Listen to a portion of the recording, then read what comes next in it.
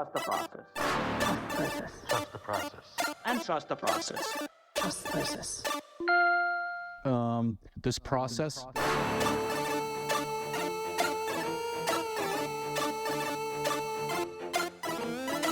Processus, le podcast. Avec Anthony Marcotte, Martin Thériault et Marco D'Amico. Trust the process. Trust the process. On est parti pour un gros épisode de Processus. On est à quelques jours de la date limite des transactions dans la Ligue nationale de hockey. Et beaucoup de choses sont présentement sur le four à travers la Ligue nationale de hockey.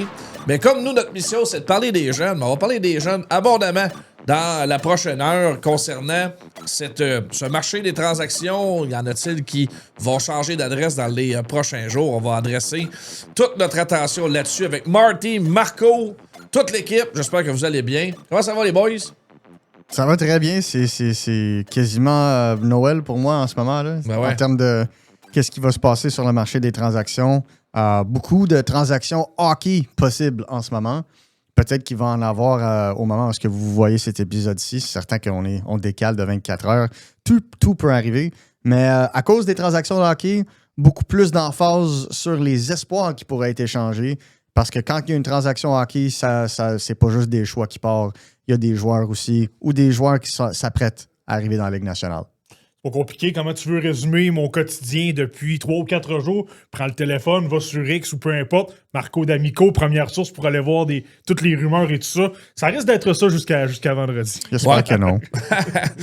Puis transaction hockey, c'est fort possible parce qu'il y a différents noms, évidemment, qui circulent à travers la Ligue nationale. On fera ce survol-là dans le deuxième bloc. Je veux qu'on se garde quand même ce qu'on fait de bien, nos 3 manchettes principale, puis on va compléter justement le podcast avec le top 5 des équipes qui auraient tout à gagner à profiter du marché actuel pour amorcer une reconstruction. Clairement, certaines équipes ne prennent pas cette décision-là. On va essayer d'y voir plus clair, puis on va compléter comme d'habitude avec l'espoir de Marty. Sans plus tarder, les gars, allons-y de nos différentes manchettes. Marco, ça fait un bout qu'on l'attend. Il est revenu au jeu. Bryce Pickford, et quel retour ça a été pour lui? Écoute, Bryce Pickford, 9 points à ses 5 derniers matchs, 4 buts, maintenant rendu à 37 buts cette saison. Vraiment époustouflant. J'ai regardé ses matchs en fin de semaine. Qu'est-ce qui m'a vraiment plus impressionné? On le sait tout, le tir. Là. On le sait tout. Le tir sur réception, sa capacité 1 contre 1 s'est améliorée, mais son tir est toujours là. Il utilise très bien les joueurs devant lui comme un écran. J'ai aimé son jeu en transition. C'est un joueur qui est en mission. Medicine Hat n'était pas attendu pour être un club qui serait haut dans le classement de la WHL. Ils sont là. Il est le capitaine. Il est retour en force. Il est en santé.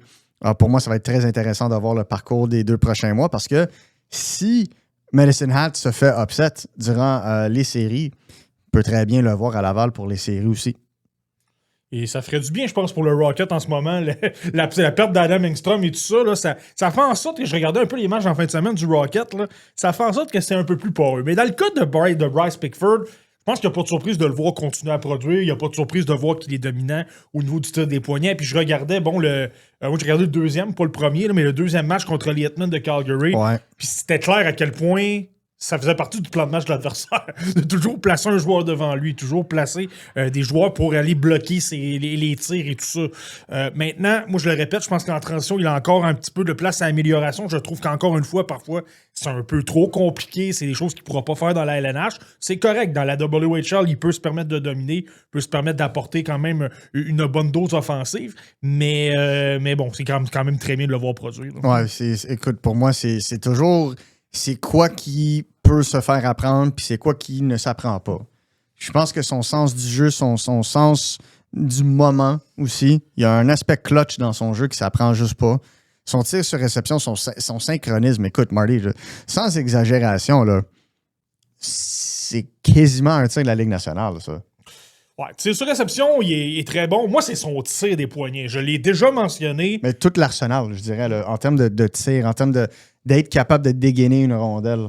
C'est quasiment au niveau de la Ligue nationale pour moi déjà, ça. Oui, c'est sûr. Mais je vais même aller plus loin que ça. Le tir des poignets, là, moi, je pense qu'il est de calibre Ligue nationale de hockey. Puis, honnêtement, là, ça fait 3 ou 4 fois que je le dis, là, dans toute l'organisation au complet, je vais prendre Patrick Laine, je vais prendre Cole Caulfield et tout ça, il est dans le top 2 ou top 3 pour le tir des poignets. C'est dire à quel point il dégaine.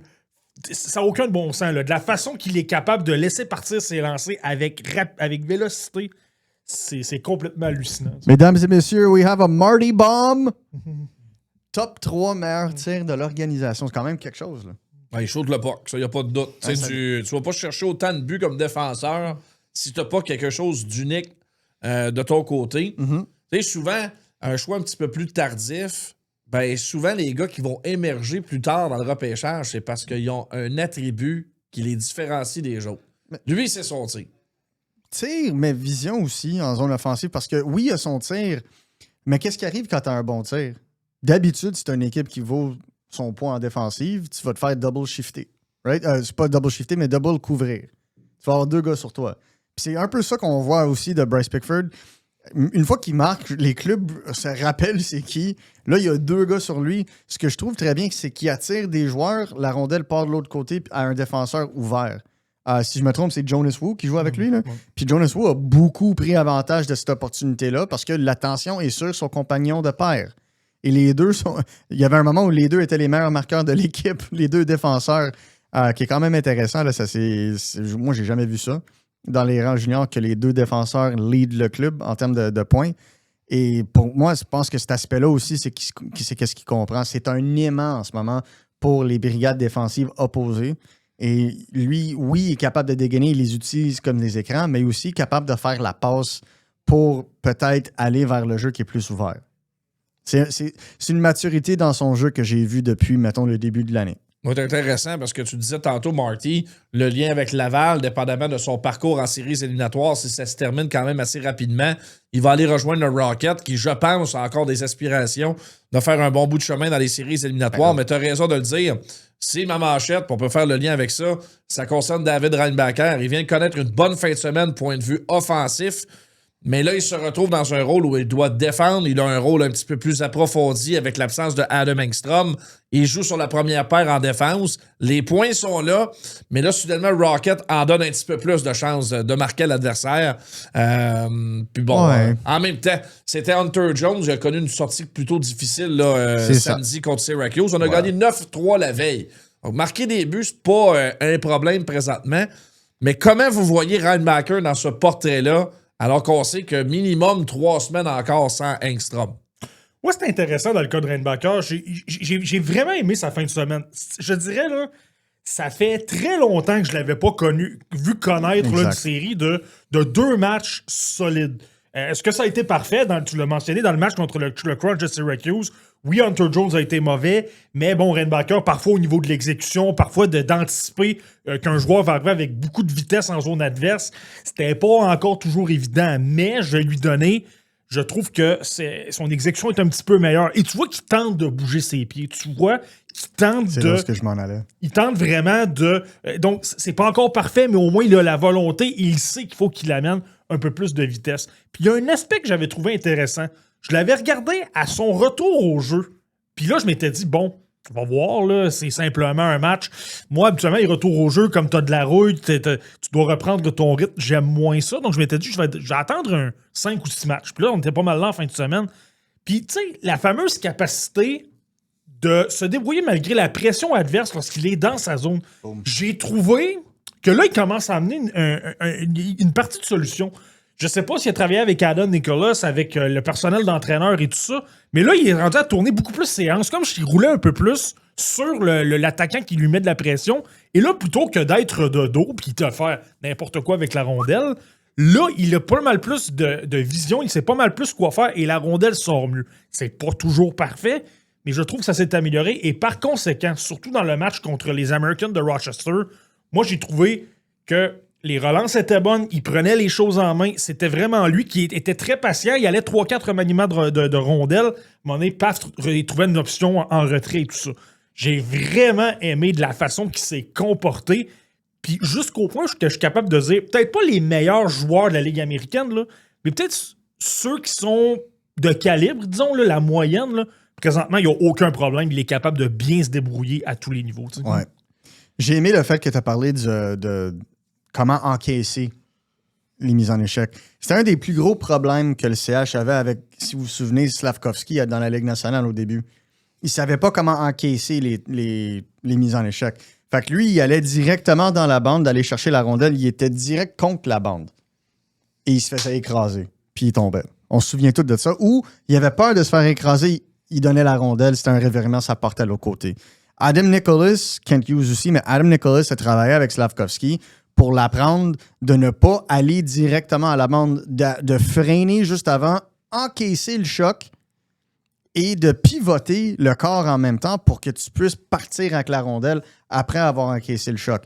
Un joueur qui le fait très bien puis qui l'a ajouté à son arsenal, Ivan Demidov, cette année, le fait très bien aussi, où ce qui rentre en échec avant, s'arrête comme attaquant, prend le choc et part. Puis on l'a vu, je crois, c'était le match du 2 décembre contre Winnipeg, où il avait fait exactement ce jeu-là contre Josh Morrissey pour un 2 de pique, et ensuite refilé la rondelle à Oliver Kapanen pour un but.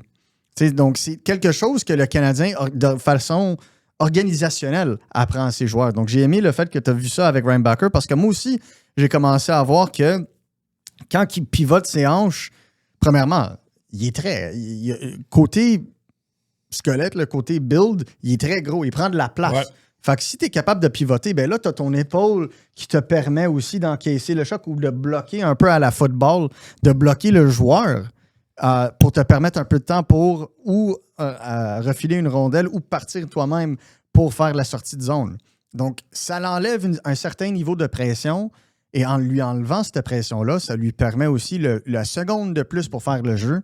Et pour moi, c'est la raison pourquoi ces relances avaient beaucoup plus d'allure cette fin de semaine-ci. Et de là, la valeur de jouer 2 ou 3 matchs dans une saison, dans une semaine dans la Ligue américaine, tu peux prendre le temps dans les séances de vidéo et en pratique de pouvoir améliorer des facettes comme ça. Parce que ça, ce changement-là, s'il joue dans la Ligue nationale cette année ou l'année prochaine, ça va être un changement à sa game qui va être très important. En tout cas, au moins, c'est une belle progression. Puis tant mieux, c'est capable de prendre plus de responsabilité du galon en l'absence de Engstrom. Mais il y en a pas moins que l'absence de Engstrom, elle est quand même très, très importante. Marty, évidemment, lui, on le suit depuis le début de l'année. Albert Smith, le laiton, il change d'équipe en Europe. Ouais, ben en fait, c'est le transfert qui est particulier. Honnêtement, j'ai pas vu ça souvent. Depuis que je suis les espoirs et tout ça. Là. Donc, Albert Smith qui jouait dans la Liga finlandaise, une ligue quand même d'hommes. On a souvent mentionné à quel point c'était plaisant de le voir jouer 19, 20, 21 minutes. Mais là, voilà que son équipe de la Liga, Jukurit, l'a prêté à la Dell allemande. Moi, personnellement, là, des joueurs qui évoluent dans la Dell allemande, évidemment, il y a eu les joueurs allemands, là, Moritz Seider, Tim Stutzla, JJ Peterka, tous ces gars-là ont passé par la Dell. Maxime Lapierre. Maxime Lapierre, qui a fait produire Lucas Reichel quand même. Lucas Reichel a eu une des belles saisons pour un joueur de 17 ans dans l'histoire de ce circuit-là. Mais d'un joueur d'une autre nationalité et surtout qui est prêté, c'est rare. Puis c'est surtout que la Dell allemande, c'est une ligue qui est quand même difficile. Il y a beaucoup d'exécutions. Tu as énormément de joueurs de la LNA, d'anciens de circuits nord-américains qui se dirigent là parce que la limite de joueurs importés est plus élevée. Ouais. C'est plus payant également aussi. Mais donc, c'est intéressant de voir ce changement-là. C'est une ligue qui peut être difficile si tu es un jeune joueur. Je l'ai vu avec plusieurs espoirs et tout ça. Par contre, j'ai regardé son match dans la fin de semaine avec Mannheim. Là, il a été prêté avec l'organisation du Red Bull. Il a été encore une fois très bon. Tu vois qu'il n'y a aucune gêne au niveau physique. Les relances étaient bonnes. Et là, ce qui est encore plus intéressant, c'est que contrairement à la Liga où le style est super lent, tu prends ton temps de bâtir vraiment tes contre-attaques et tout ça, ça se relance pas mal plus rapidement. Et je trouve qu'il s'est très, très bien ajouté. Il a fini le match avec 5 tirs au but quand même. Même s'il n'a pas marqué. Mais pour toi, tu vois ça comment le transfert? Qu'est-ce qui peut justifier qu'une équipe le prête de la sorte? Est-ce que ça peut venir du joueur en tant que tel ou c'est l'organisation qui reçoit un transfert d'argent monétaire avec ça? Comment tu vois ça? C'est là ma question. Moi, j'ai l'impression, parce que, bon, il y a eu Smith, là, mais il y a eu plein de joueurs chez Jukurit également qui ont été soit prêtés ou qui ont eu des transferts. Jukurit est l'une des mauvaises formations de la Liga. C'est une équipe qui ne participera vraisemblablement pas aux séries. Donc, on veut faire... C'est un peu la mentalité soccer de transfert. On va aller chercher de l'argent. On va aller se renflouer un peu les coffres. Et un gars comme Smith peut évidemment rapporter quand même gros. Mais moi, c'est là ma question, par contre. Parce que le contrat de Smith avec Yukurit se termine en 2028. Sauf que, est-ce qu'on juge peut-être, s'il est repêché, que l'équipe qui va le sélectionner pourrait se dire on va l'amener immédiatement en Amérique du Nord, dans la Ligue américaine, et peut-être plus rapidement qu'on peut le penser dans la LNH. Moi, c'est ce que je trouve intéressant dans le cas de Smith. Donc, tu vas le repêcher, et tout indique, moi, je pense que ça... Puis honnêtement, tu le vois jouer physiquement, tu le vois les relances, tu as vu comment il s'est comporté aux Jeux olympiques sur une petite patinoire, même plus petite que les patinoires nord-américaines. Il s'est bien comporté. T'as pas le choix de te dire, écoute, disons qu'il est repêché, je ferais très bien le voir dans la Ligue américaine. Premièrement, Mannheim, si je me trompe, ont vendu, je déteste dire vendu quand on parle d'être humain, là, mais ils ont vendu leurs 2 meilleurs défenseurs avant de faire l'acquisition de Smith. Donc, Smith va avoir toute la place pour avoir des grosses minutes, jouer amplement, jouer un style, mettons, plus proche à la Ligue nationale. Donc, de ce côté-là, je le vois aussi.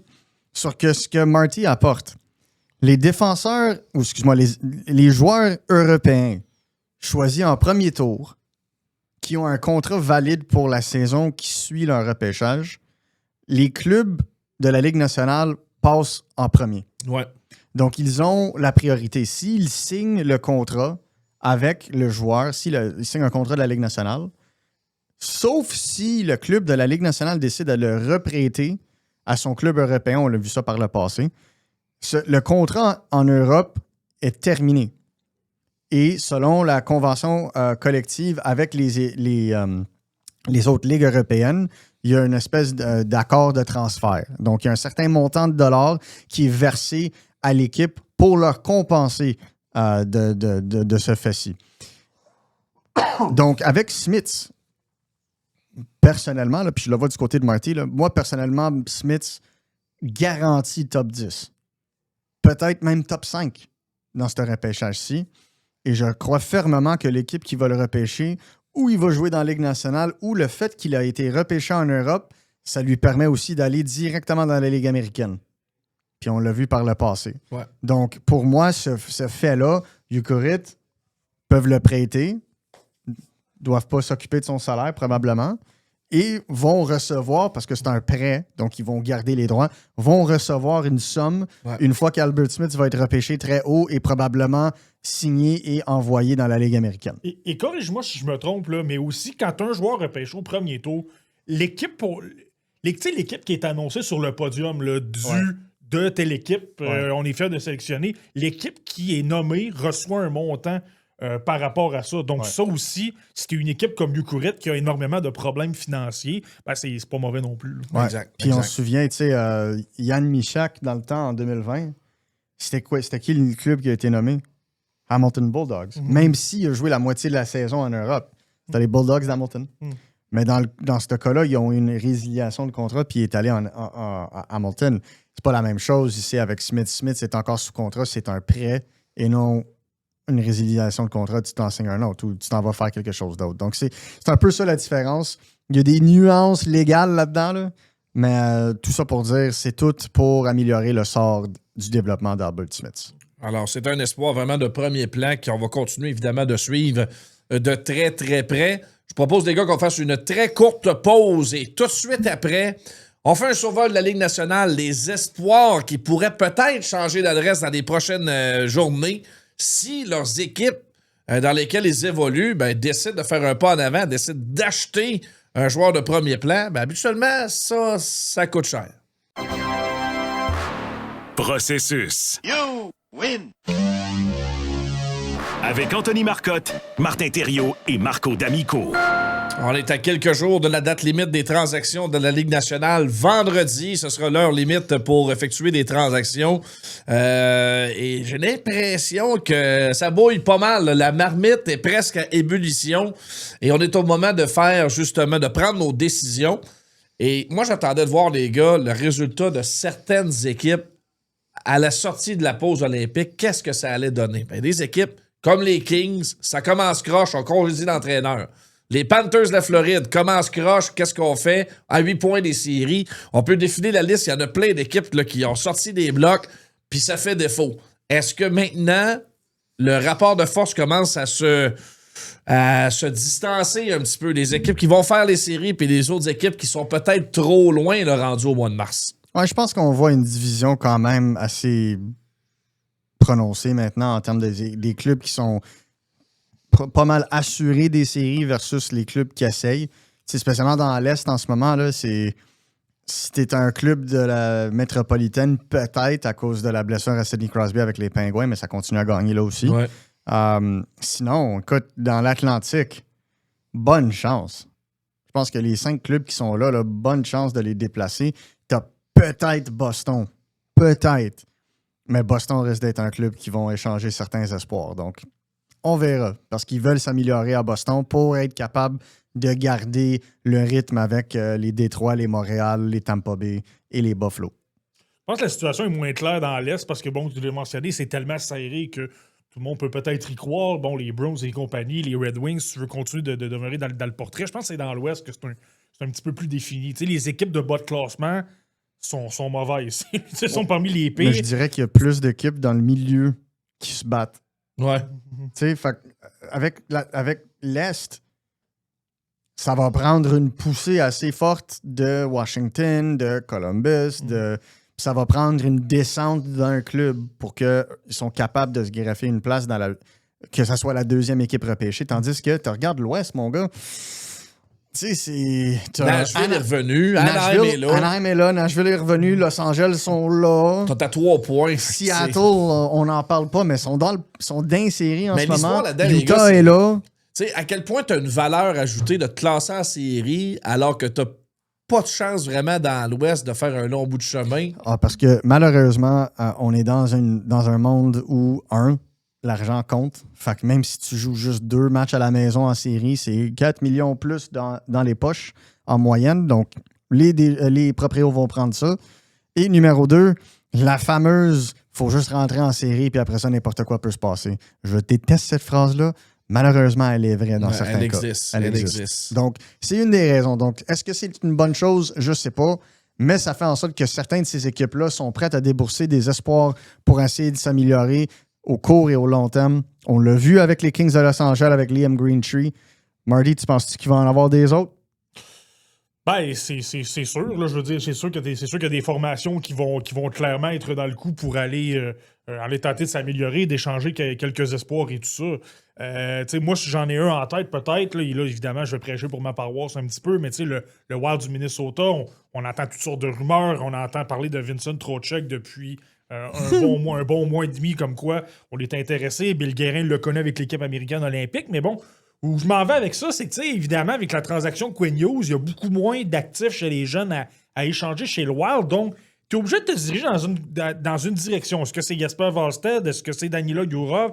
Je pense qu'on va échanger Wallstedt seulement si on est capable d'avoir un très gros morceau, disons un Robert Thomas, ce qui, je pense, n'arrivera peut-être pas. Par contre, je pense que là, c'est un gars comme Charlie Stramel devient important. Charlie Stramel, donc choix de premier tour du Wild, qui a une saison extraordinaire en ce moment à Michigan State. Il a une saison compliquée à Wisconsin où, à sa première année après avoir été repêché. Et là, les 2 autres suivantes ont été excellentes. Je veux dire, si t'es n'importe quelle équipe, tu l'as suivi, tu vois que c'est l'un des meilleurs joueurs en ce moment dans la NCAA. C'est un gars qui est responsable défensivement, c'est un joueur qui est extrêmement robuste.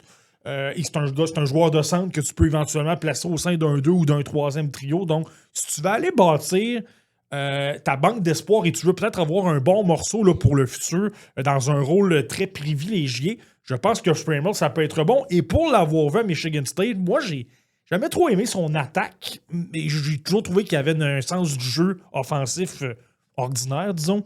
Mais là, il a amélioré quand même son tir. Il va quand même rentrer un peu plus à l'intérieur. Il va parfois aller au filet pour aller chercher des retours, pour aller faire dévier des tirs et tout ça.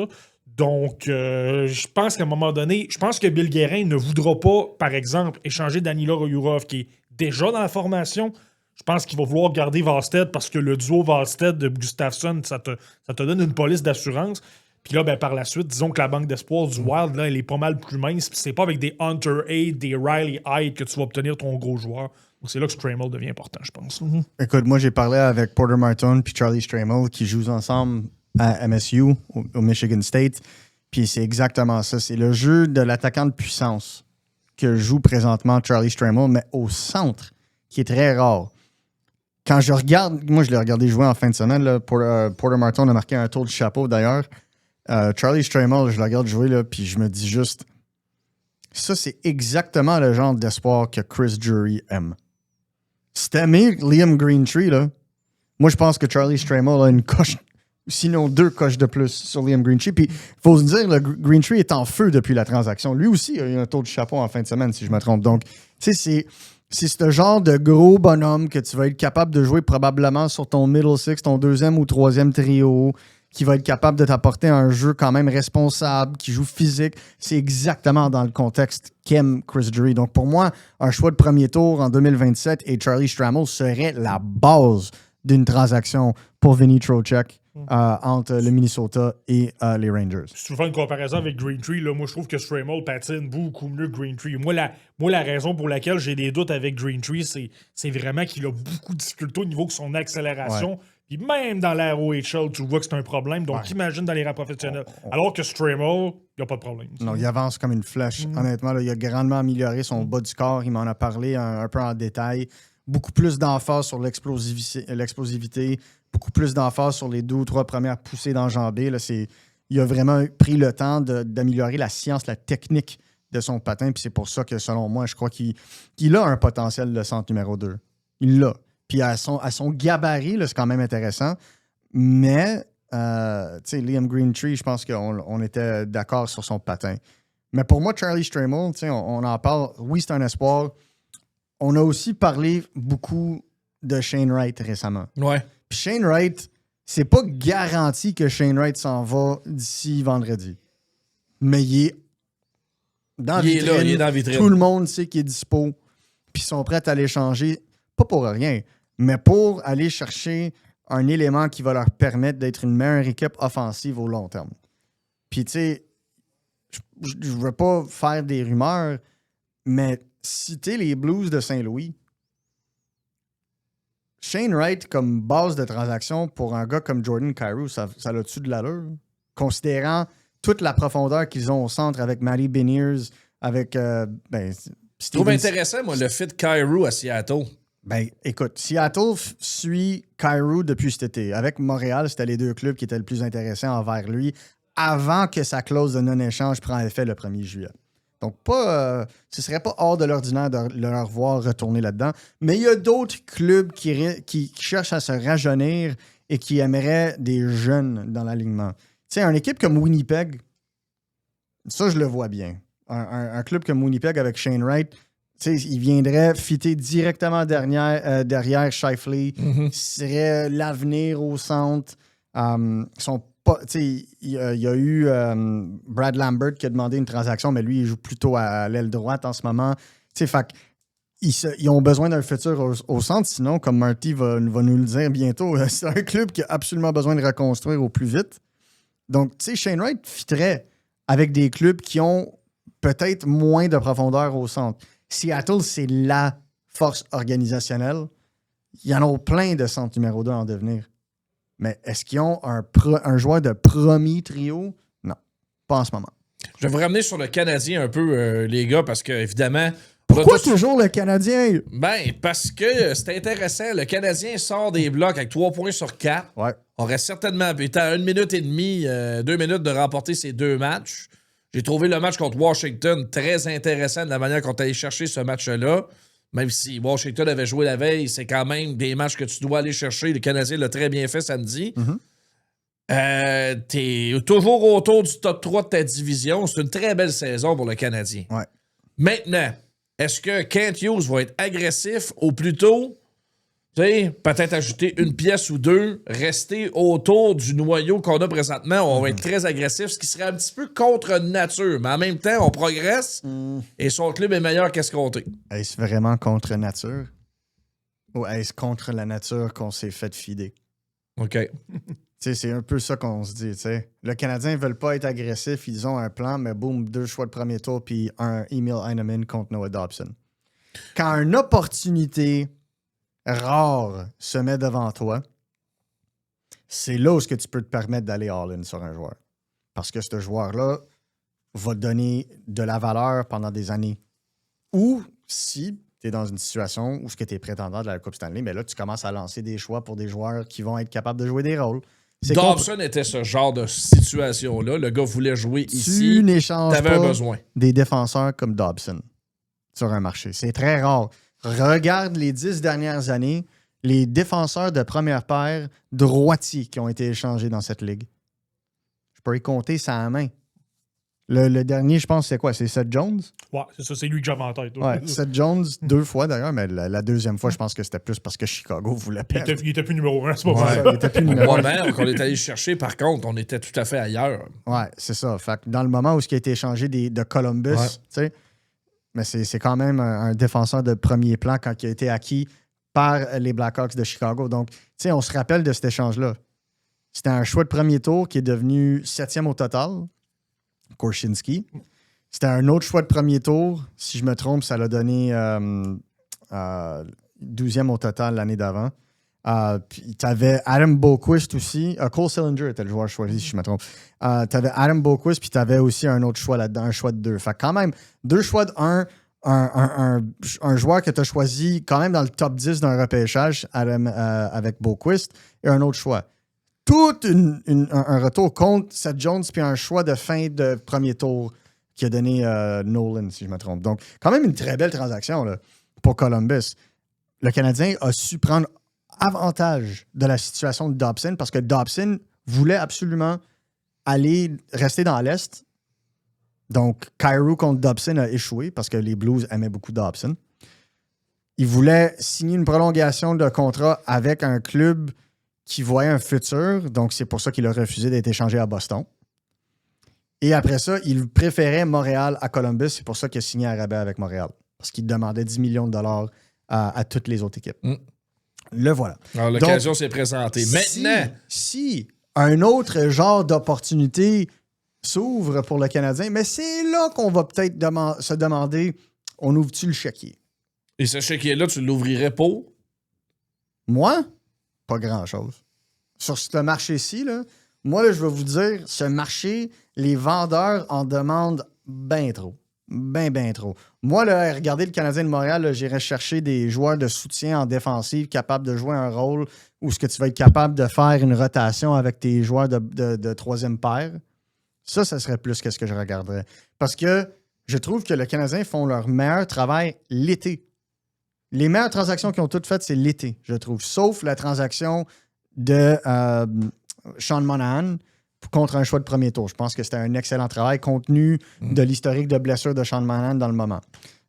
Donc, pour moi, s'il y en a un, c'est Robert Thomas. S'il y en a un, c'est Robert Thomas. Mais Est-ce que les Blues veulent vraiment l'échanger, à ton avis? Oui. Les Blues, on parlait d'un club qui a besoin de reconstruction. Là. Les Blues sont dans une reconstruction cachée. Puis on va le voir avec les échanges qu'ils vont faire aujourd'hui. Et attendez, là, au repêchage. Exact. Moi, j'ai l'impression que s'ils commencent à Il y a bouger les joueurs, il y a des dossiers qui vont se faire régler d'ici vendredi. c'est ça. Mais il y a des dossiers qui vont se faire régler cet été. Parce que la liste est longue de joueurs en plus qui ont des clauses. Et elles ne sont pas toutes pareilles, mais il y a des clauses quand même pour un paquet de joueurs dans cette équipe-là, des joueurs vieillissants. Ouais. Puis t'as pas de résultats dans le présent. Puis- T'es aussi bien de passer à. Tu vois ça comment, la situation des Blues, Marty, à leur place? Moi, là, puis on va en reparler tout à l'heure avec Moi, les là. équipes qui veulent reconstruire. Enfin, une équipe qui comprend, qui est un peu dans le milieu de peloton, qui a quand même certains bons joueurs. Bon, on a parlé de Thomas, de Kyrou. T'as des jeunes comme Parayko. Dalibor Dvorsky. Leur banque d'espoir est quand même intéressante. T'as une belle profondeur. En défense, t'as quand même des gars comme, pour l'instant, disons, Justin Falk, Colton Parayko. T'as quelque chose de correct. Mais tu le sais que tu n'iras pas gagner une Coupe Stanley avec ça parce qu'il te manque des éléments de concession, des éléments dominants. Et dans la banque d'espoir, j'ai mentionné, tu sais, t'as Justin Carbonneau, t'as Otto Stenberg, t'as Dalibor Dvorsky qui est quand même jeune et tout ça. T'as beaucoup d'attaquants, mais personne que tu peux dire, lui, ça va devenir un attaquant de premier trio ou un défenseur de première paire. C'est là que moi, je pense que si tu es une équipe, tu as un avantage compétitif par rapport à toutes les autres formations avec lesquelles tu te bats. Et ça, de cette façon-là, c'est avec des vedettes. C'est quand c'est 2-2, là, tu débarques en fin de troisième période, là, qui va aller te marquer? Je vais prendre l'exemple des Islanders, là, Matthew Schaefer. Là. Les Canadiens menaient par 2 buts, Matthew Schaefer est allé en mettre 2. Puis ça a changé le vent de côté. Les Islanders ne méritaient pas ce match-là, je pense. Même hier. Même hier, même chose. Ouais. Même chose. 2 buts, une passe. Puis grâce à Schaefer, en anglais, on va dire des game breakers. Ces gars-là vont aller gagner des matchs. Et c'est ce que les Blues ont besoin. Donc, moi, je suis 100%, 1000% d'accord avec ce qu'ils font. C'est où dans le retour de cette transaction-là pour Robert Thomas et autres, mais aussi le fait que si tu te débarrasses de ces joueurs-là, l'année prochaine, premièrement, cette année, il y a une belle cuvée cette année, on le sait. Si tu veux aller chercher ton défenseur de première paire, c'est une bonne année pour le faire, Albert Smith. Sinon, ça te permet aussi de te préparer pour le futur. Parce que l'année prochaine, ça s'annonce déjà prometteur en termes du haut du repêchage. Marty puis moi, on va en parler peut-être dans une semaine ou deux. Mais je crois fermement que c'est la combinaison du retour plus le fait que ça va leur permettre vraiment de descendre et améliorer leur sort côté repêchage. Donc, s'ils peuvent faire les deux choses, ils vont transiger Robert Thomas d'ici le 6. Le problème, la demande est très haute. On parlait d'espoir qui pourrait être disponible. On en parlait, pour ceux qui ne l'ont pas vu hier, on en a parlé sur le marché, mais il y a des espoirs qui pourraient être disponibles dans cette transaction-là. Marco Casper avec Détroit. Axel Sandin-Pellikka. Cole Baudouin. Dimitri Simachev. Caleb Desnoyers. Donc, tu verrais Détroit et Utah agressifs dans ce dossier-là. Absolument. C'est les deux qui sont les plus agressifs avec. Puis moi, je dis que le CH reste dans le coup, mais je ne serais pas prêt à dire que ça va aller de leur côté. Est-ce que ça tient encore l'idée d'aller chercher l'équivalent de 4 choix de première ronde en retour de Thomas? Oui, ou un joueur qui en vaut 4 choix. Oui, OK, je comprends. Donc, pour moi, on en a parlé, moi puis Greg, là, mais tu regardes Michael Age, c'est ce qu'ils veulent. Ils veulent un Michael Age, ils veulent un joueur qui va remplacer un jour un Robert Thomas. C'est d'ailleurs pourquoi je mets... Tu sais, Cole Baudouin, ça serait intéressant. T.J. Ginla, ça serait intéressant parce que T.J. a joué une partie de la saison à Kelowna au centre, mais là, il joue à l'aile. Je pense que ce serait plutôt Caleb Desnoyers qui serait la cible. Caleb connaît très bien Justin Carbonneau, qui lui aussi est un Blues. Donc, ça serait une combinaison déjà partante. Puis pour moi, Caleb Desnoyers est un centre numéro 1 en devenir. Mais est-ce que le noyau de Utah peut attendre pour Caleb?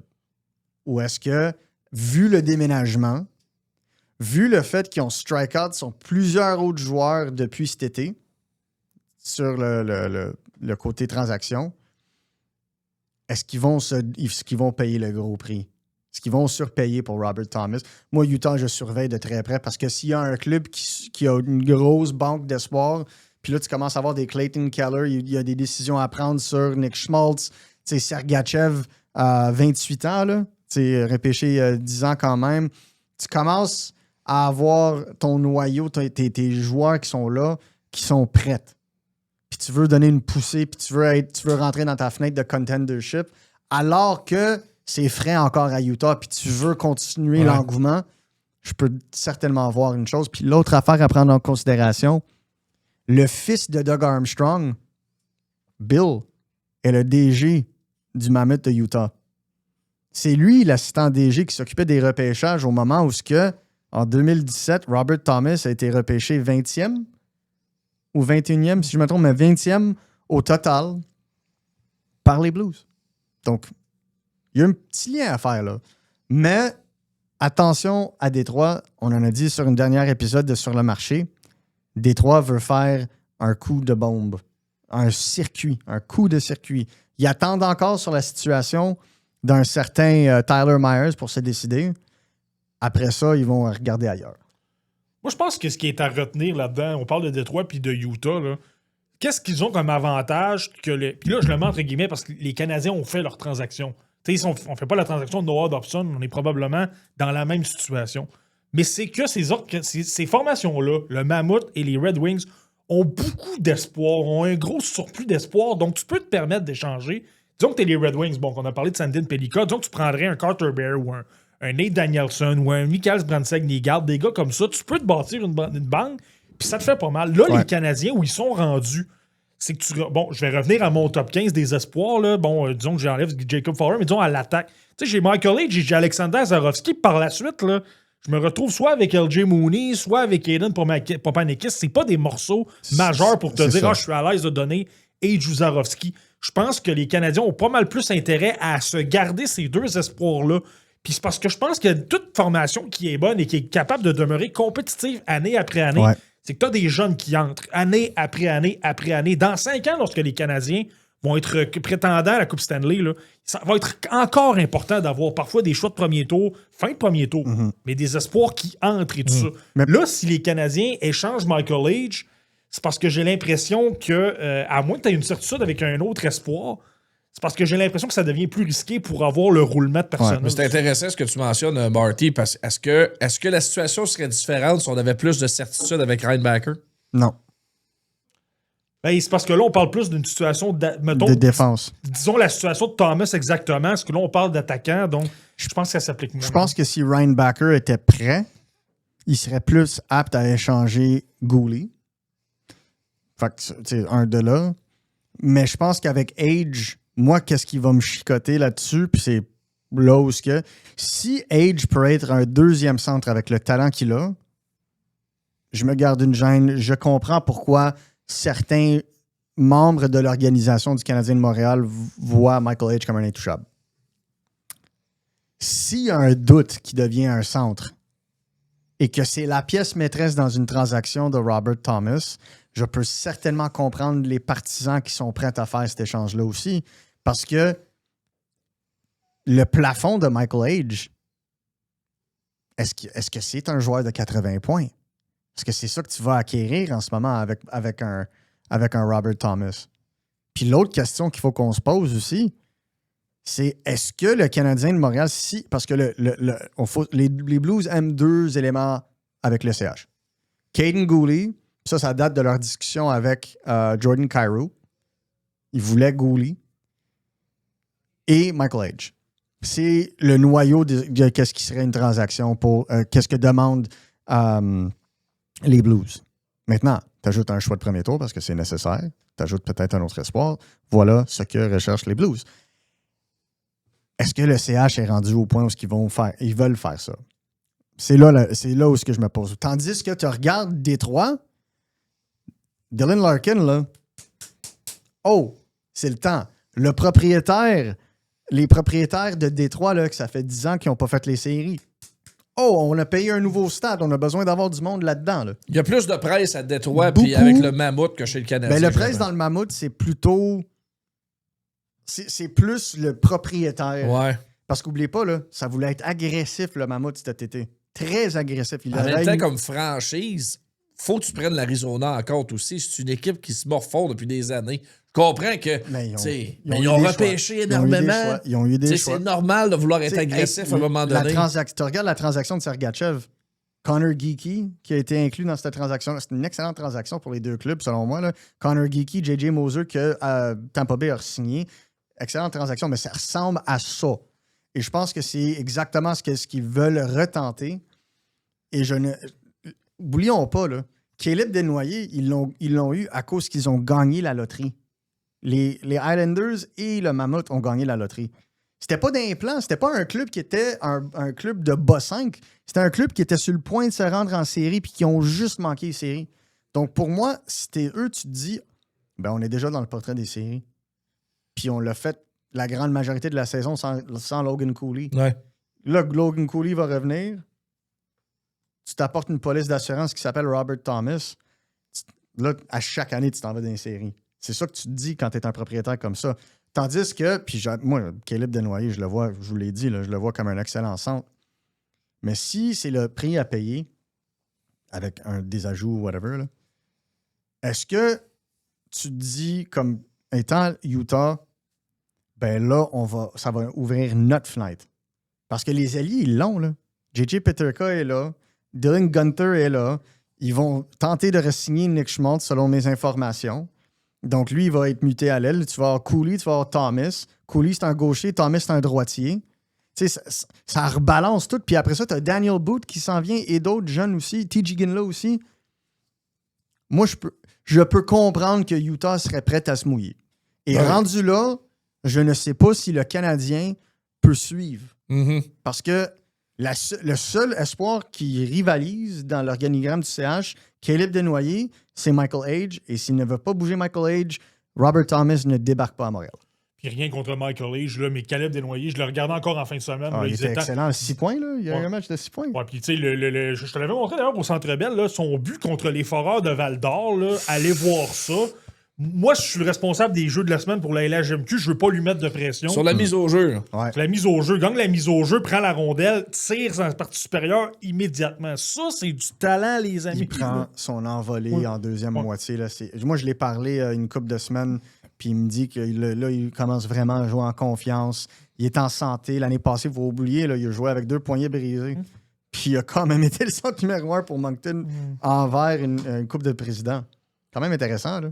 Il commence à faire toutes sortes de choses. Il y a la rondelle, là, puis... Ça Tu bouge. sais, quand tu parles imprévisibilité, c'est ça. Il est capable d'amener de la vitesse, mais lui, c'est surtout ses changements de rythme. Ouais. Il prend de la vitesse, il ralentit un petit peu le jeu. Il fait en sorte que tout bouge un peu à un moment donné, alors que tu t'y attends pas, paf, un tir ou une passe. Ouais.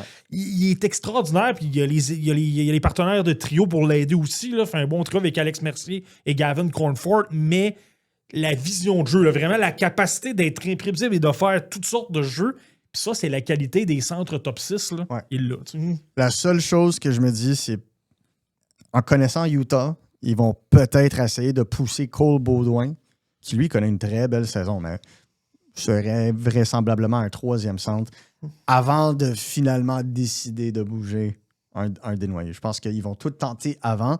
Donc, commencez pas la machine à rumeurs que c'est Desnoyers qui s'en va à Saint-Louis. Mais c'est ce genre d'espoir-là que recherche Saint-Louis en ce moment, vu à quel point le prix est haut.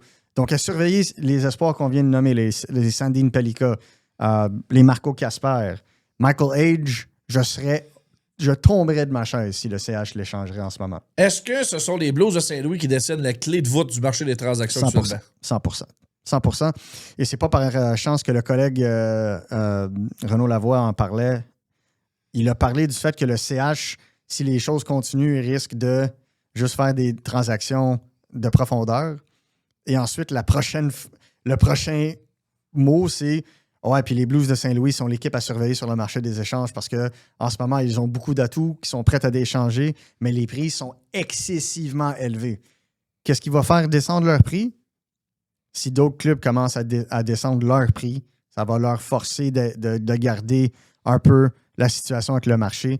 C'est ça qu'attend les Canadiens et d'autres clubs sur le marché en ce moment. Est-ce que pour les Blues, c'est pas mieux, en raison évidemment du contrat de Thomas valide pour encore plusieurs années, d'attendre cet été parce que tu vas avoir encore plus d'équipes susceptibles de bouger pour lui? Je pense que n'importe qui bougerait pour lui présentement, qui serait apte à bouger pour lui. Parce que il va falloir échanger des morceaux de ton alignement aussi là, pour faire cette transaction-là. Pour tout ce qui est salarial, je pense que c'est la première saison où il y a plusieurs clubs qui ont accumulé de la place sur la masse salariale. Tu sais, même les Kings en ont genre 16 millions d'équivalence en dessous de la masse. Donc, je pense pas que ça serait vraiment un problème dans ce contexte-là, mais tu es 100% d'accord que tu vas toujours avoir 2 ou 3 clubs de plus. Mais est-ce que le fait qu'un joueur comme ça ne devient jamais disponible va pousser un club à se repayer maintenant? OK. C'est ça qu'on regarde. Je ne sais pas si, puis là, tu me corrigeras si je me trompe, tu as plus d'informations que moi, mais je me demande si, comme la valeur de Thomas ne peut pas être au plus élevée qu'elle l'est en ce moment. Non. Non, mais dans le sens où en ce moment, c'est le joueur numéro 1 à échanger. C'est le gros morceau, tout le monde veut se l'arracher, tout ça.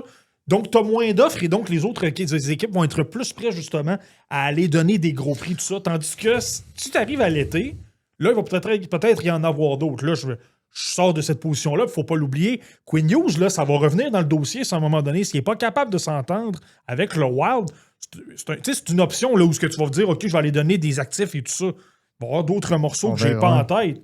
Mais moi, c'est simplement ça que je me dis, c'est que je me demande que si je suis Doug Armstrong, je pense que je tente de profiter du fait que tout le monde parle de Robert Thomas et que là, sa valeur augmente constamment pour dire, là, c'est peut-être le meilleur moment. Puis c'est parce qu'en plus, il y a des équipes qui veulent se renforcer pour les séries, donc c'est encore plus tentant. Tu sais. Mais je le sais pas. Tout le monde sait que Robert Thomas est disponible. tout le monde sait que le CH est intéressé, que Utah est intéressé, que Détroit est intéressé, que la Caroline est intéressée. La grande majorité des clubs qui cherchent à améliorer de façon concrète sont intéressés. La différence, le CH n'a pas la pression de faire cette transaction-là. Est-ce que Thomas, lui, est disposé à aller dans tous les marchés que tu viens de nommer? Ou c'est toujours bien lui qui va avoir le contrôle de sa destinée? Mais il y a une clause de non-échange complète. Selon ce que j'entends, il préfère aller de l'Est. OK.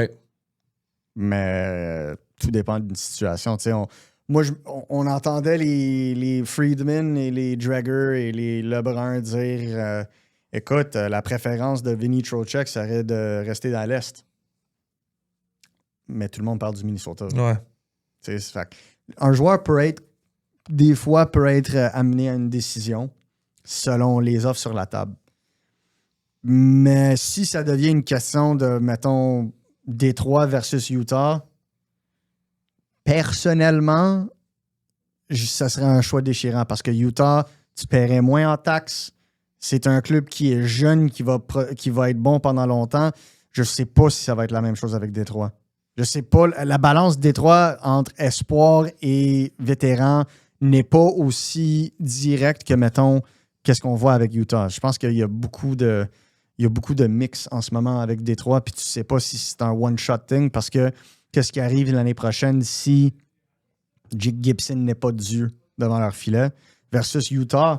Utah le font en ce moment sans nécessairement avoir une constance dans les buts. Donc, quelque chose à surveiller. OK, on y va rapidement, les gars, avec d'autres espoirs susceptibles de peut-être changer d'adresse, advenant le cas où une équipe décide de s'améliorer d'ici vendredi.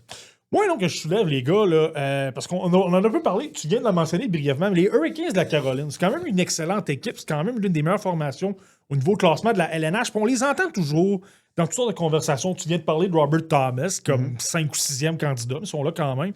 Moi, ça m'amène à Bradley Nadeau, les gars. Bradley Nadeau, je m'en cache pas, depuis son année de repêchage, je l'avais plus haut que tout le monde. Là, je l'avais 20e, je l'adorais. Je continue à dire que c'est tout un marqueur. C'est l'un des meilleurs marqueurs de la Ligue américaine. Il est intense. À 19 ans, 20 ans, là. Ouais, ça, il y a 20 ans, exactement. Ouais. Donc, tu sais, c'est un gars qui est capable d'aller dans les coins, capable de faire des passes, capable d'anticiper les jeux. Donc, le sens du jeu est là. C'est un gars qui a le tir. Son tir sur réception est absolument phénoménal. Sauf qu'en Caroline, en ce moment, t'as tellement d'ailiers, je vois mal comment tu pourrais l'utiliser. Puis tout le monde est sous contrat jusqu'à minimum 2029-2030. Donc, Tom Dundon Special. Ouais. On les signe à long terme le plus vite possible. Donc, tu sais, t'as pas vraiment besoin de Bradley Nadeau dans ta formation pour gagner aujourd'hui, puis même à moyen terme. Donc là, si tu vas aller t'améliorer, il y a quelques semaines, tu avais parlé d'Elias Pettersson, je dis pas que ça va arriver, mais évidemment que si tu vas aller chercher un gros morceau, quel est ton meilleur élément pour aller réaliser une transaction? Tu voudras clairement pas te déshabiller au niveau de ta formation actuelle, de tes joueurs qui évoluent dans ton équipe actuellement. Quoi qu'on ne sait pas. Il y en a peut-être un. Parce que moi, si tu veux aller chercher Pettersson, oui, Bradley Nadeau, il est dedans, mais je vois pas comment tu peux compléter cette transaction-là sans Nikishin. Puis Nikishin, en ce moment, c'est un gaucher qui joue sur la 3e paire à la droite avec la Caroline. Donc, tu sais, je dis ça, je dis rien. Ouais, ça peut être une option également, mais tu vois, en défense, il y a quand même plus de possibilités, même si je pense que c'est pas le préféré de Rod Brindamour, mais peut-être plus de possibilités de l'amener dans la formation, de le garder dans un rôle important, alors que Nadeau, honnêtement, les gars, il est dans les 31 autres équipes de la LNH. Je pense qu'il est dans la LNH, il n'est pas dans la Ligue américaine. Mais, donc, ça devient une option. Avec Nikishin, il faut aussi prendre en considération Slavin, il est signé long terme. Il joue à la gauche. Keandre Miller, ils viennent d'aller le chercher, signé à long terme. Il joue à la gauche. Donc, si Nikishin veut un futur avec la Caroline, dans un top 4, il doit jouer à la droite. C'est-tu viable? Moi, personnellement, pas tant. Donc, un joueur à surveiller si jamais il transige avec un club qui cherche un défenseur gaucher. Juste à surveiller. Je dis pas que c'est garanti, mais vu l'utilisation et vu la réserve qu'a Brindamour envers lui depuis qu'il a signé son contrat en retard l'année passée, juste un joueur à surveiller selon moi. Je préfère Nikishin à Miller, mais bon, ça c'est moi. Moi aussi. Ça c'est moi. Moi aussi. Mais fur et à mesure, tu peux pas garder ce joueur-là sur une 3e paire. Non, c'est sûr. C'est sûr que si tu vas aller t'améliorer, tu as besoin de gros morceaux. C'est ça. Ça a pleinement du sens. Bon, mais je voulais parler quand même de Nado.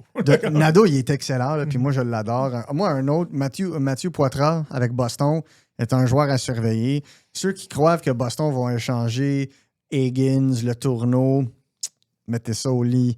Higgins va jouer avec Boston en fin de saison. Le Tourneau, probablement aussi. Mais Poitras, les 2 choix de premier tour qu'il y a Boston en ce moment seraient sur la table aussi. Mais on ne vise pas Higgins du tout. Même dans des discussions pour Jordan Kyrou et ou Justin Falk. Donc, Poitras serait le joueur qui est mis en évidence en ce moment.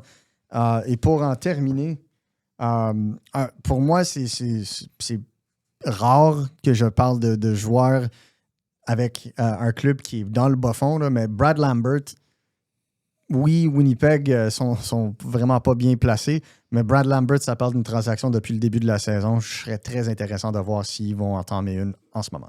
Lui, par contre, je pense pas que c'est un morceau principal. Pas ça va être un swap d'espoir, je pense. Ouais, c'est ça. Parce que, tu sais, un gars comme Brad Lambert, moi, personnellement, j'ai jamais été un partisan, là. Non. Puis ce qu'il fait en ce moment, depuis qu'il a été repêché, me donne raison. Ouais. C'est quelqu'un qui patine très bien. C'est quelqu'un qui a un excellent tir des poignets, mais sa force de caractère dans les coins, tout ça, puis son sens du jeu, moi, je trouve qu'il est douteux, là. Je pense que c'est pas mal plus ça, là. Tu l'échanges dans une formation. Ouais. Je vais prendre un exemple. Brennan Hartman, disons, avec les Rangers de New York. Ça, c'en est un autre. Est-ce que tu voudrais faire une échange 1 contre 1?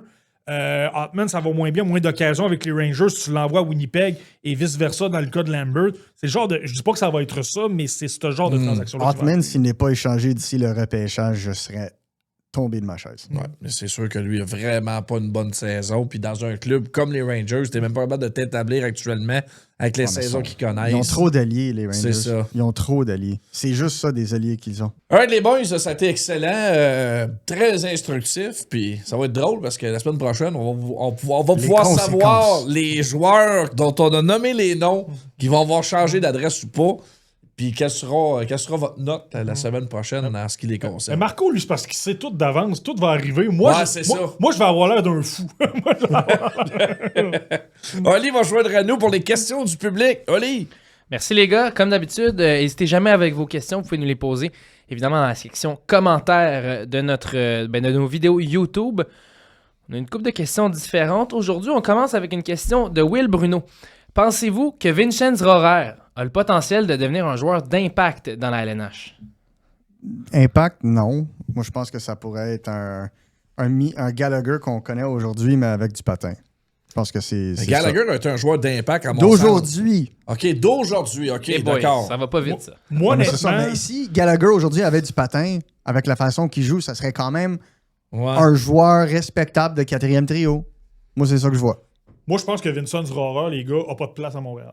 Non, je pense que, malheureusement, son gabarit joue contre lui et c'est surtout les espoirs que tu as dans la même tranche un petit peu. Tu sais, un gars comme Florian Giacob, je sais qu'il est un joueur de centre, mais plus imposant, capable d'aller un peu plus dans les coins et tout ça. Tu prends Jared Davidson, là, je sais que c'est plus compliqué à Laval, mais c'est un gars qui amène cette dimension-là. Logan Sawyer, que j'avais 9e de mon top 15, il est plus imposant, il a plus de mains, il a plus de vitesse. Ça fait en sorte qu'il est capable de plus démarquer. Puis pour l'avoir observé en Suisse, là, Vincenz Rohrer, offensivement, c'est compliqué cette année. Très difficile. Il est encore, puis pour avoir regardé les matchs, il est encore combatif, il va encore au filet. Il continue de se donner comme un diable dans l'eau bénite, mais c'est simplement qu'un niveau offensif n'est pas là du tout. Il n'y a pas de main, il ne va pas nécessairement aller chercher les tirs et des choses comme ça. Puis c'est parce que malheureusement, les Canadiens de Montréal, moi personnellement, je pense que, puis tu vas parler de 4e trio, là. Je pense que tu as besoin de gros bonhommes. Tu as besoin d'aller chercher du rythme, aller frapper, être capable d'aller dicter le rythme pour ensuite que tes premiers trios arrivent sur la patinoire et que ça aide. Puis malheureusement, je vois peut-être un peu plus des gars comme Sawyer, Jacky et compagnie. Ouais. Là, c'est ce qui peut peut-être faire en sorte que ça va être difficile pour Aura. C'est quoi sa situation contractuelle, le Rohrer? Il a signé un contrat d'entrée avec le CH. Ouais. Il écoule sa première année présentement en Suisse. Le moment que sa saison termine, il va rejoindre le Rocket de Laval vraisemblablement pour les séries. Et l'an prochain, théoriquement en Amérique du Nord. Ben, il va toute la saison en Amérique du Nord l'année prochaine. Ouais. C'est le spécial Emil Heinemann, Mathias Norlinder, tout le monde fait ça. Ils font ça avec leurs joueurs européens. Même Oliver Kapanen, ils l'ont fait. Signe le contrat d'entrée, leur renvoie dans la... parce que c'est pas des choix de premier tour. Donc, tu dois écouler la dernière année du contrat. Ils le renvoient en Europe. Ils jouent la dernière année de leur contrat. Ils reviennent en fin de saison. Et ensuite, la deuxième année, ils l'entament complètement en Amérique du Nord. OK, on passe à une question de Matt Hockey 20. Alexis Joseph est-il le meilleur espoir qu'Alexis Lafrenière avant son repêchage? Oh, On parle intéressant, des cette derniers question-là. bons espoirs québécois. Très intéressant. Très Ouais, intéressant. C'est une bonne question, c'est Moi, intéressant. je me pousse de ça. Moi, je pense que oui. Parce que quand tu commences à analyser les critères, Joseph est meilleur que Lafrenière partout. Gabarit, il y a des années-lumière meilleur que Lafrenière. Plus de mains que Lafrenière. Plus de sens. Je veux même si Lafrenière, c'est sa force, là, sa capacité de jouer défensivement dans les deux zones, c'était sa force. Mais Joseph l'a un peu plus. C'est un gars qui est bon au cercle des mises au jeu, créatif, capable de faire d'excellentes feintes. Pour avoir entendu des choses sans rien enlever à Lafrenière, je pense que c'est un compétiteur également, mais Alexis Joseph, moi, ce que je me fais dire, c'est que c'est un gars qui déteste perdre. C'est quelqu'un qui... Tu sais, il faut qu'il gagne, puis s'il gagne pas, même ça peut peut-être se retourner parfois contre lui, c'est peut-être un peu négatif, mais je pense qu'il est capable d'amener ça du bon côté. Donc, tu sais, je pense que tous ces aspects-là, tu sais, gabarit, talent, vitesse, je pense qu'il est même une petite coche plus rapide également qu'Alexis Lafrenière, et il joue au centre alors que Lafrenière est un ailier. Pour moi, c'est clair que Joseph a un plus est meilleur. Peut-être pas au même âge, parce que Lafrenière à son année de...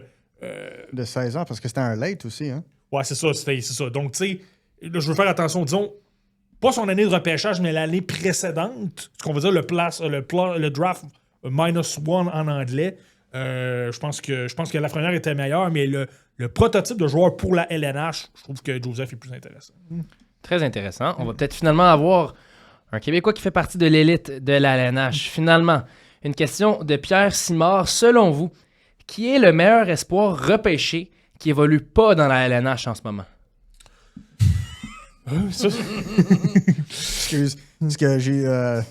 écoute, j'ai vu certaines listes les dernières Ouais, il y en a qui semaines. sont... Ouais. J'ai vu Ouais. certains nommer James Higgins comme étant le meilleur espoir qui ne joue pas présentement dans la Ligue Ça, nationale. c'est Stéphane Leroux qui a mentionné Ouais, ça. avec tout respect à Stéphane, je pense que c'est même pas le meilleur espoir dans la NCAA qui joue pas dans la Ligue nationale. Je pense que Porter Martone est au-delà, selon moi, là, en termes de talent en ce moment. C'est incroyable à voir. Mais vraiment, là, en termes de qui serait le meilleur espoir, Marty, c'est-tu ton meilleur espoir, Higgins, hors de la Ligue nationale? Non, il faudrait que je retourne voir mon top 100. Parce qu'au podcast La Relève, on a publié un top 125 des meilleurs espoirs des 23 ans et moins. Là, évidemment, Matthew Schaefer et Ivan Demidov sont tous devant, mais ces joueurs qui sont dans la LNH. Je pense que mon premier, ça doit être Jake O'Brien, quelque chose comme ça. Mais là, on s'entend. Moi, je fais de la projection, c'est parce que j'ai toujours vu un potentiel de centre numéro 1. J'aime ses mains. Il a une excellente saison en ce moment avec les Bulldogs de Brantford. Donc, pour moi, c'est lui, mais je t'avoue que c'est... Tu sais, j'ai pas Higgins non plus, là. Higgins, il n'est même pas dans mon top 3. Mais puis moi, je pense pas qu'il est dans le mien non plus. Mais c'est sûr que c'est moins évident que l'an dernier où tu avais Ivan Demidov, tout le monde Ben oui. pouvait le placer là. Mais c'est pas évident cette année. Moi, je pense que cette année, man, il passe sous... il passe vraiment comme du côté. Il n'y a personne qui parle d'Anton Frondel. Il est à veille de faire 20 buts à 18 ans dans la Ligue de Suède. C'est incroyable ce qu'il fait en ce moment. Là. Son tir est incroyable. C'est un joueur imposant qui joue au centre ou à l'aile pour Chicago. C'est un joueur de premier trio en devenir. Il est dominant parmi une ligue d'hommes. Et pour moi, je crois que lui, quand il va faire le saut, là, ça va complètement transformer le top 6. Parce qu'un joueur comme Frankie Nazar, là, que lui a commencé la saison tout feu, tout flamme, puis là, soudainement, avoir un joueur comme Frondel va totalement changer la situation pour un gars comme Nazar, ou même Bédard. Donc, pour moi, ce serait Frondel numéro 1. Pour moi, là, hors de la Ligue nationale, je suis vraiment impressionné de ce que je vois de ces matchs quand je regarde la Ligue suédoise. C'est pour moi un des joueurs qui était le plus dominant aussi au championnat du monde junior. J'ai vraiment aimé sa game. Pour moi, là, je crois pas que les Blackhawks ont manqué le coup avec lui.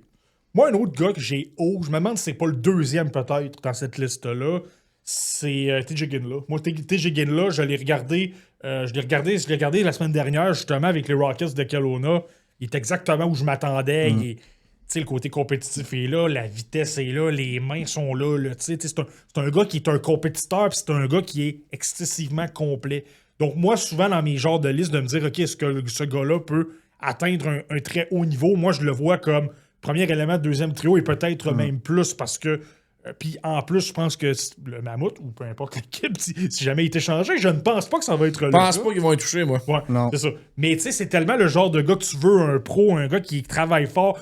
On sait tous qu'est-ce Il a d'un veine. On sait tous qu'est-ce qu'il a eu avec son père et tout ça. Ouais. Je l'ai placé très haut parce que moi, j'ai le goût de me dire que pour la LNH, un gars comme T. Higgins là, j'enlève rien à Martin, j'enlève rien à Higgins, là, mais je suis un petit peu plus sûr dans le cas de T. Moi, j'aurais, tu sais, je viens d'en parler de Frundell, là. J'aurais Frundell, j'aurais T. Higgins là, j'aurais Porter Martone au-delà de James Higgins. Ça serait peut-être mon top 5, mais tu sais, même là, je me demande est-ce que j'aurais Michael Age sur le même niveau que James Higgins.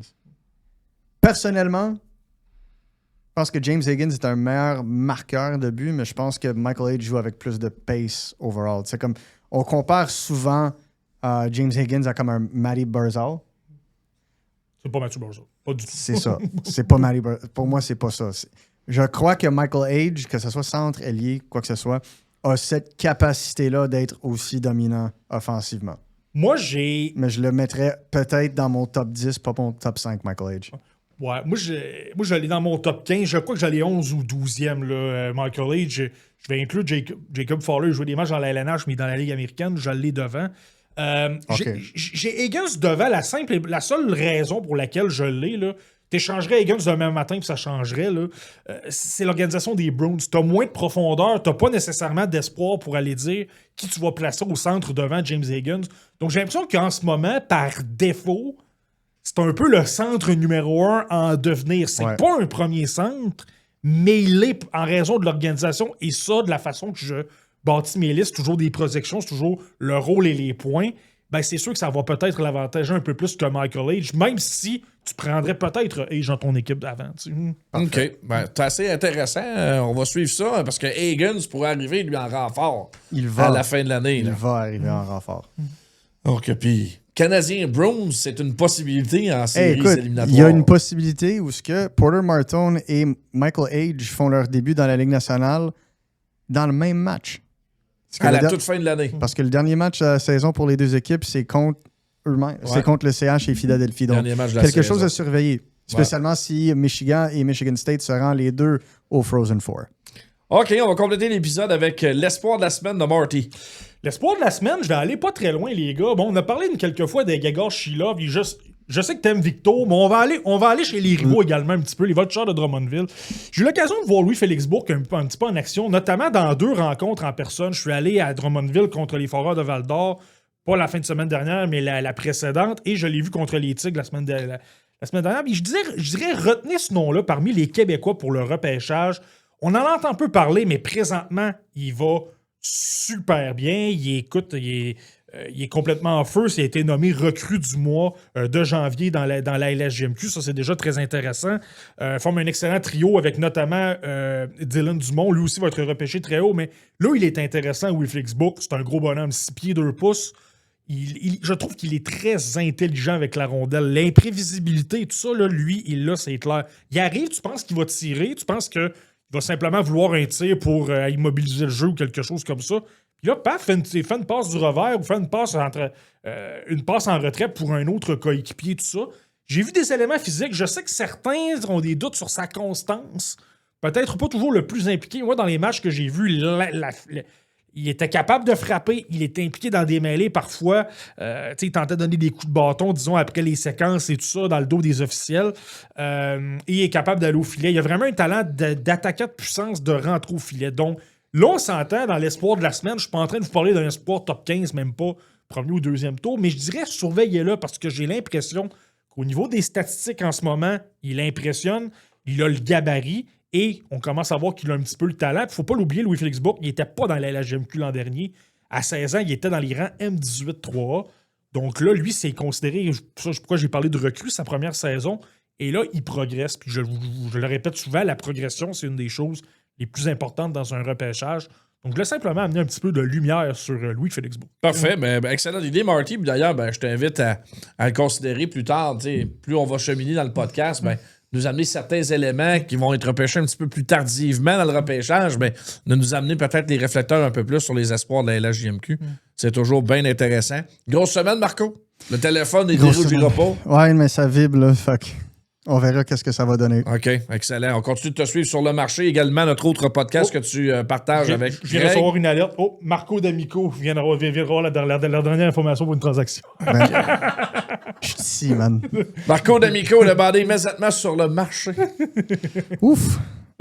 Ma femme va être pas contente là-dessus. On s'en reparle la semaine prochaine. Un coup que ça va être fait, on en fera l'analyse la semaine prochaine. Ciao. You win.